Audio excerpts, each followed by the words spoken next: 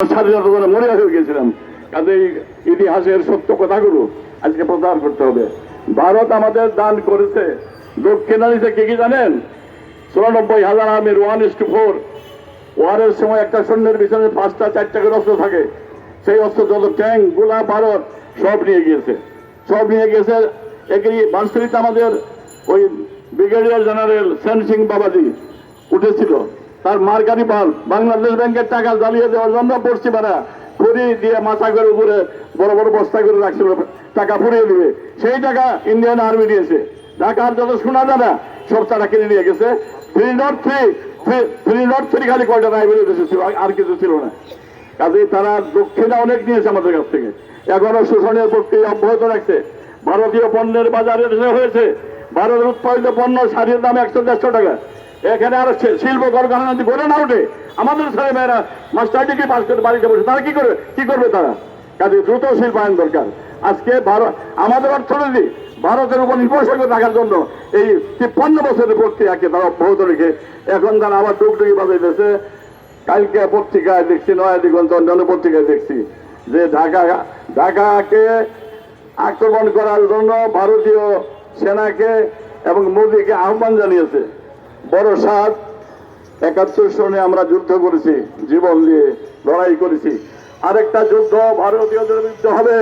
আমরা নাকি তৈরি আছেন যুদ্ধ করার জন্য?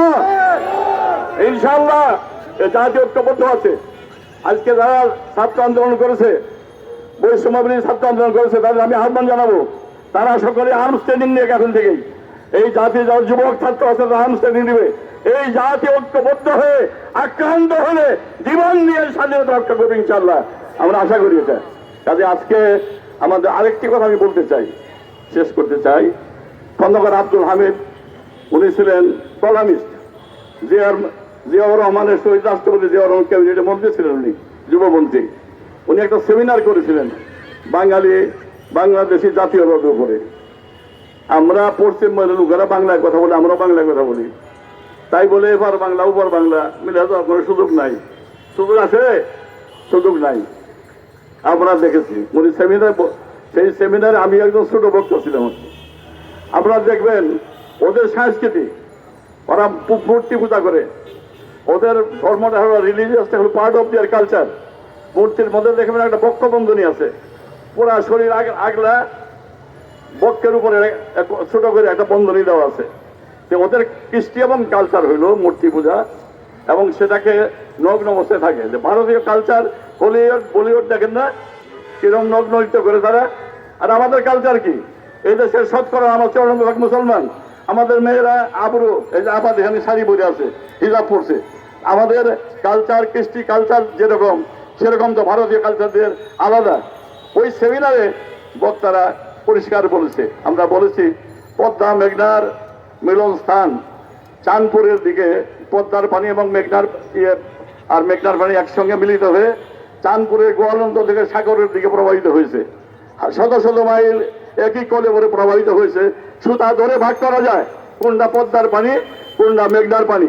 কাছে কাছে আজকে একই ভাষায় কথা বললেও আমাদের কৃষ্টি, আমাদের কালচার, আমাদের ধর্ম, আমাদের সংস্কৃতি আলাদা, আর ভারতীয়দের আলাদা।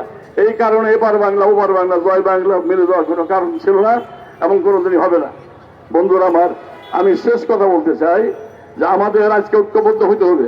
এই যে ছাত্ররা আন্দোলন করেছে, আমাদের ছাত্র আন্দোলন করেছে, ছাত্র জনতা, যুবক, মুক্তিযোদ্ধা ঐক্যবদ্ধ ভাবে আজকে সংগঠিত হচ্ছে। কাজে এই জায়গাতে যে সমস্ত লুট করেছে, খুন করেছে, রাহাজানি করেছে, এর প্রক্রিয়াকে একটা সময়ের মধ্যে আমার মনে হয় শেষ করা দরকার, যাতে করে আমরা পরবর্তী নির্বাচন হইল একটি গণতান্ত্রিক প্রক্রিয়া। নির্বাচনের গণতন্ত্রের প্রধান উপাদান হল নির্বাচন।